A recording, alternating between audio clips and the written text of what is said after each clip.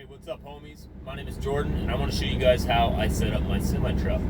I've got my Xbox One and my whole gaming system and my internet, inverter, so on and so forth. This is a 2017 Kenworth W800, I believe. That's an 18-speed truck, and unfortunately it does have kind of a small sleeper on the back of it. So I've had to really kind of finagle some stuff around to make everything work out. Compared to those Internationals and Freightliners or those big sleepers, this ain't much. But let me show you my setup and hopefully give you guys some ideas on how to set up your truck and or what to use for wireless internet by chance. Let's get to this. So first things first, you guys are gonna want to get a nice inverter. Nice little drop down here. So this is a 2000 watt power driver inverter. I've mounted it to the side here and I got it from Love's. It was like a couple $100. Save up your Love's points or Pilot, TA, whatever points you can. Get yourself a nice inverter and make sure you hook it up to as many batteries as you can on your truck. I've got mine hooked up to all 4 of them, and that way, I mean, I'm never gonna run out of battery power theoretically. I mean, I could run out, run my inverter up, but haven't had any issues since. So with that, I've got a couple extension cords that run underneath my bed, and they come down to this wall. And as you can see, I've got a 32-inch TV hooked up to one. It's a 720p TV. It works pretty well. I'm pretty happy with it. I do wish I would have got the 1080, but 1080 was out of stock when I bought this, and because I'm impatient, I just got the 720. And so I've got a nice wall mount here. As you can see, it is the biggest wall mount you can get for a 32-inch. For example, this fits for a 32 to a 55-inch TV.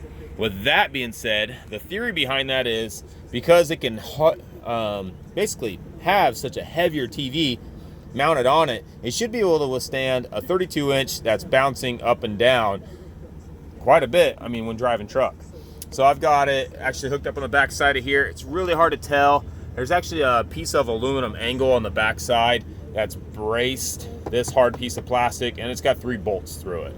So this is really stout. A couple bungees to hold it up in place when I'm driving down the road, but it's nice because it swivels all the way out and all the way in.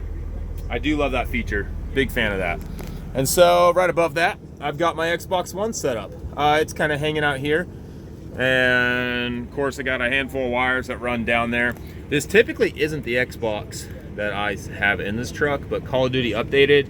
When I was at home, it said it was updating this Xbox, and I didn't have my truck on me that weekend, so I just brought this one along with me too. That's why there's a couple extra wires, but this one's normally at home.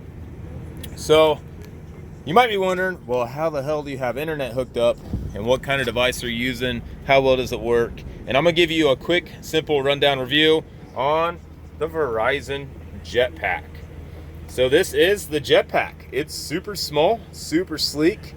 It's got one function, and that's wireless internet. Super hard to tell. There we go, my Jetpack right there. So I actually have 2 of these, and so here's the spec on the box. Here's the details on it. This works pretty freaking well. I am overall pretty happy with how well the Jetpack is actually performed and how it does play in, for example, Call of Duty Modern Warfare. I like to play big maps. I've been on Ground War a lot, and it does really good. Sometimes I would say it's got better service than my phone does. That being said, I've used my phone, which I'm recording with right now. It's a Galaxy S9 Plus as a mobile hotspot for a long time. And playing Call of Duty is almost impossible. A lot of times it wouldn't even load up Call of Duty maps, and it would say my DLCs aren't even downloaded. So I went down to Verizon. I said, what do you guys got for a mobile hotspot? They recommended this, and I would have to say I recommend it. It's worked really well. So pricing, overall, the device to buy from Verizon is $50. So you're paying $50 for this right off the bat. And if you are already a Verizon customer, which I am, and you have the better plans, which I do, I mean better plans by that because I have one of the best data plans with them. And so this device is only $10 a month for 15 gigs of data. That's the kicker. And so you can get more data, but it gets super expensive really fast. So since my wife is on the same plan as me, and she's got a nice data plan too, I ended up buying 2 of them. So I have 2 of these. So that's $10 and $10, 20 bucks a month for 30 gigs. 30 gigs worth of data. And I'll let you know, streaming YouTube, playing Xbox, I use almost about a gig of data for about 2.5 hours worth of playing every night. So it's all right. It's not the best, but it's not horrible. But the service itself is actually pretty good. So I'm overall pretty happy about it. I do recommend the Jetpack. They have one that's a little more expensive. It just didn't seem reasonable to me, so I didn't go ahead and do it. So like I said, overall, to get 2 of them, I had to pay $100 out the door. There is an activation fee, which will get you, and it's $10 a month a piece. So $20 a month I pay for 30 gigs. Now you can buy this even if you're not a Verizon customer and get it set up, but it's like 40-50 bucks I think per month to actually have. I think it's only like, I think it's about the same amount of gigs, 15 gigs of data. So it gets expensive really quick. AT&T has their own plan, which would be the only other person I recommend.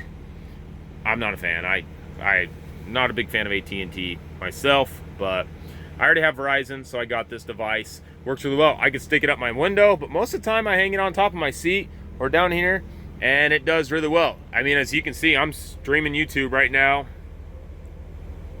No issues. So Call of Duty though, playing it using my phone's mobile hotspot, like I said, I wouldn't recommend. It's super laggy, super issues with it. This device right here, solid 9 out of 10. It gets kind of laggy, but all depending on your service. If you haul freight in the middle of BFE, I don't recommend this device because it goes off Verizon towers, and if you don't have good Verizon service, you're probably not going to have good service. That I would say though, for a mobile hotspot, compared to my phone, it's better. This thing, if it's got 2 bars, I can still play Call of Duty. Compared to my phone, if it's got 2 bars, I cannot play Call of Duty on it for the mobile hotspot device. It's pretty junky. So that's my recommendation. That's my gaming setup. TV, Xbox, nice Jetpack.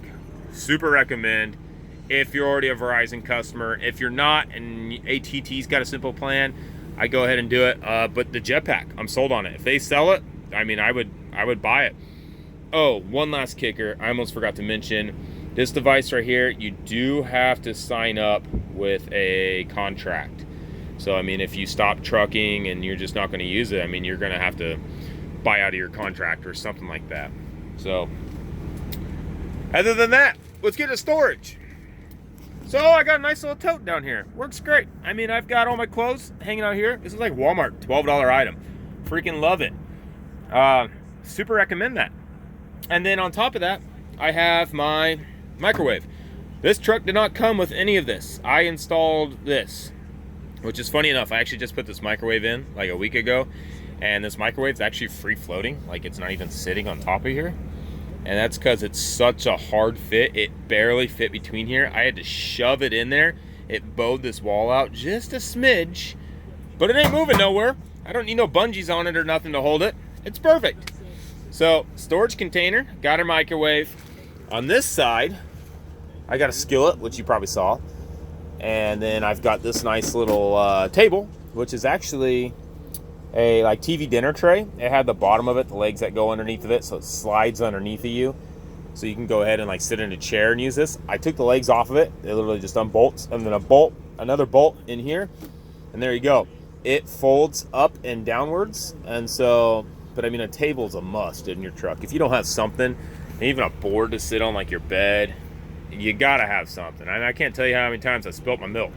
So, table, and then of course I got like my little mini fridge. This truck actually does come with a fridge down here. Hard to see in the dark. The fridge is, I'm not happy with it. So Loves, I've had this fridge for like 8-9 months now. I've put a lot of hours on that fridge, and I've had no issues. Well, I can't say that. It freezes up time to time, so you have to unplug it. You kind of let it like unfreeze and then start it back up. But that's my setup. Like I said, I appreciate anybody who's got any kind of comments, questions, or concerns that you want to post below. If you want to get down on some Xbox One with me as I'm driving, feel free. My gamer tag is Mother Russia 36. That's Mother space Russia 36. No space between those two. So you guys can hit me up on there, and we get down on some Call of Duty. Like I said, I only play for a couple hours, you know, at the end of the day, if I can.